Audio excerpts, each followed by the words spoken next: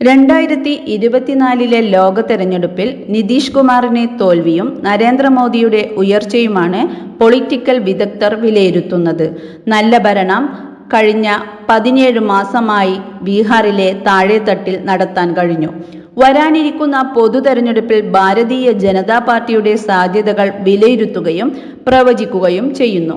ബീഹാറിന്റെ പശ്ചാത്തലത്തെക്കുറിച്ചുള്ള BJP വിലയിരുത്തലിൽ മുഖ്യമന്ത്രിയും അദ്ദേഹത്തിന്റെ ജനതാദളും വീണ്ടെടുക്കാനാവാത്ത വിധം നാശത്തിലാകുമെന്നും തെരഞ്ഞെടുപ്പിന് ശേഷം പ്രധാനമന്ത്രി തന്റെ ശക്തി നിലനിർത്തുമെന്നും പറയുന്നു. ലോക്സഭാ തെരഞ്ഞെടുപ്പിന് ശേഷം നിതീഷിനും പാർട്ടിക്കും ഭാവിയില്ല. 2017 വീണ്ടും കെട്ടിപ്പിടിച്ച് BJP അദ്ദേഹത്തെ വിഴുങ്ങി. ഇപ്പോൾ അദ്ദേഹത്തിന്റെ അസ്ഥികൂടം മാത്രമാണ് അവശേഷിക്കുന്നത്. ലോക്സഭാ തെരഞ്ഞെടുപ്പ് വരെ എന്ത് ഉപയോഗത്തിനും BJP ഉപയോഗിക്കും. അതിനുശേഷം നിതീഷിന്റെ അസ്ഥികൂടമായിരിക്കും ഉണ്ടാകുക.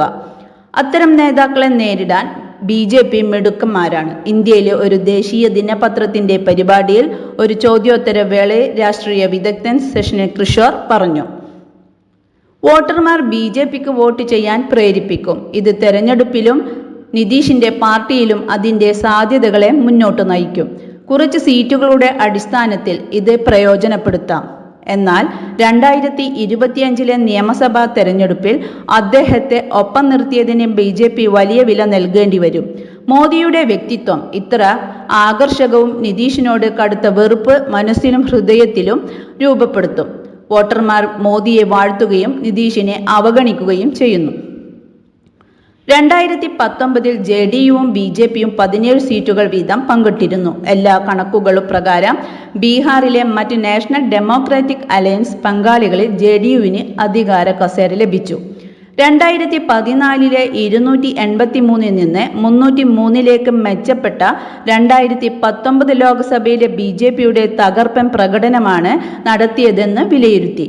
സഖ്യത്തിന്റെ കണക്ക് 400-ന് അപ്പുറം എന്ന മോദിയുടെ അവകാശവാദത്തിന്റെയും വിശ്വാസ്യത വർദ്ധിപ്പിക്കുന്നു.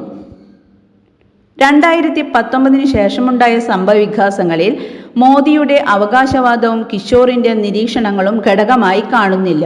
ബീഹാറിന്റെ പശ്ചാത്തലത്തിൽ പ്രധാനമായി വികസനം, തേജസ്വി യാദവിന്റെ ഉദയം തൊഴിലവസരങ്ങളുണ്ടാക്കി. അതിൽ മോദി പരാജയപ്പെട്ടു.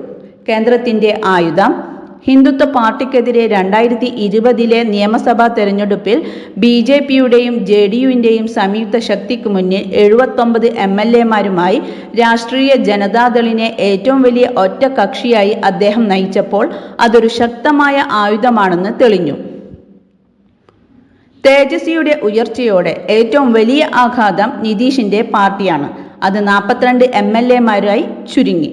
തേജസ്വിക്ക് സർക്കാർ രൂപീകരിക്കാൻ മഹാഗത്ബന്ധന്റെ 114 സീറ്റിനേക്കാൾ 75 MLAമാരുമായി കഷ്ടിച്ച് 8 സീറ്റുകൾ കൂടുതൽ ലഭിച്ചതിനാൽ BJPക്ക് പരിക്കില്ല. ഒരു സംസ്ഥാന തെരഞ്ഞെടുപ്പായതുകൊണ്ട് മാത്രം തേജസ്വി വിജയിച്ചു എന്ന് പറയുന്നത് ബുദ്ധിശൂന്യമാണ്. തേജസ്വിയെ ആക്രമിക്കുകയും തന്റെ പിതാവ് ലാലു പ്രസാദ് യാദവ് അക്കാലത്ത് ജയിലിൽ കിടന്ന് തന്റെ സന്തതികളെ രാഷ്ട്രീയത്തെ പ്രോത്സാഹിപ്പിച്ചതിനെ പരിഹസിക്കുകയും ചെയ്തുകൊണ്ട് പ്രധാനമന്ത്രി 32 യോഗങ്ങളെ അഭിസംബോധന ചെയ്തു. എന്നാൽ വോട്ടർമാർ മോദിയെയും നിതീഷിനേക്കാൾ തേജസ്വിയെ വിശ്വസിക്കുകയും തേജസ്വിയുടെ നേതൃത്വത്തിലുള്ള സഖ്യത്തിന് വോട്ട് ചെയ്യുകയും ചെയ്തു.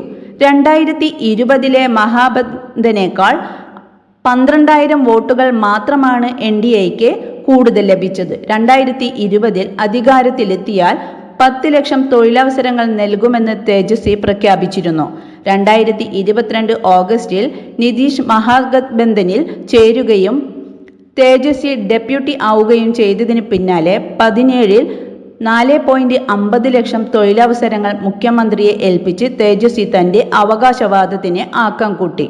മാർച്ച് 3-ന് പട്നയിലെ ഗാന്ധി മൈതാനിൽ നടന്ന ഇന്ത്യൻ അലയൻസ് റാലിയിൽ സമാപിച്ചു. അദ്ദേഹത്തിന്റെ അടുത്തിടെ സമാപിച്ച ജൻവിശ്വയാത്രയിൽ യുവാക്കളുടെ വൻ ജനക്കൂട്ടം യുവാക്കളുടെ പ്രതീക്ഷയും ആവേശവും ധാരാളമായി പ്രതിഫലിപ്പിച്ചു. തൊഴിൽ രഹിതരായ യുവാക്കൾക്കിടയിൽ തേജസ്വിയെ പിന്തള്ളാൻ കഴിഞ്ഞ തെരഞ്ഞെടുപ്പുകളിൽ തന്റെ പല യോഗങ്ങളിലും പ്രതിവർഷം 2 കോടി തൊഴിലവസരങ്ങൾ നൽകുമെന്ന് പ്രത്യേകം അവകാശപ്പെട്ട മോദിക്ക് അത് എളുപ്പമായിരിക്കില്ല.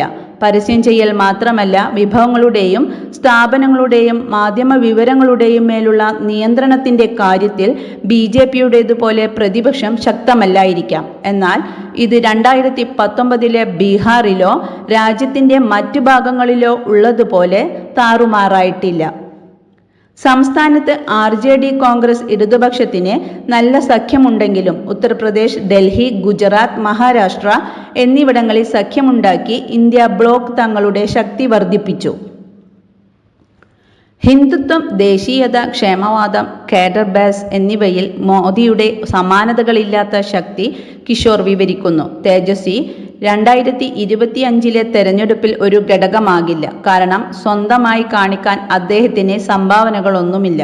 പിതാവിന്റെ കാലത്ത് ജംഗിൾ രാജ് കി അപഗ്രന്ഥങ്ങളും BJP-യുടെ വീറും വാശിയും ഉണ്ടെങ്കിലും 2019 ശേഷമുള്ള സംഭവവികാസങ്ങളും രൂപരഹിതമായ വോട്ടർമാർ വൈവിധ്യമാർന്ന രാജ്യത്തിന്റെ വിവിധ തട്ടുകളായി വിഭജിക്കപ്പെട്ടതെന്ന് എങ്ങനെയെന്നറിയാൻ 2024 ലോക്സഭാ തെരഞ്ഞെടുപ്പിന്റെയും തുടർന്നുള്ള നിയമസഭാ തെരഞ്ഞെടുപ്പുകളുടെയും ഫലങ്ങൾക്കായി കാത്തിരിക്കേണ്ടി വരും.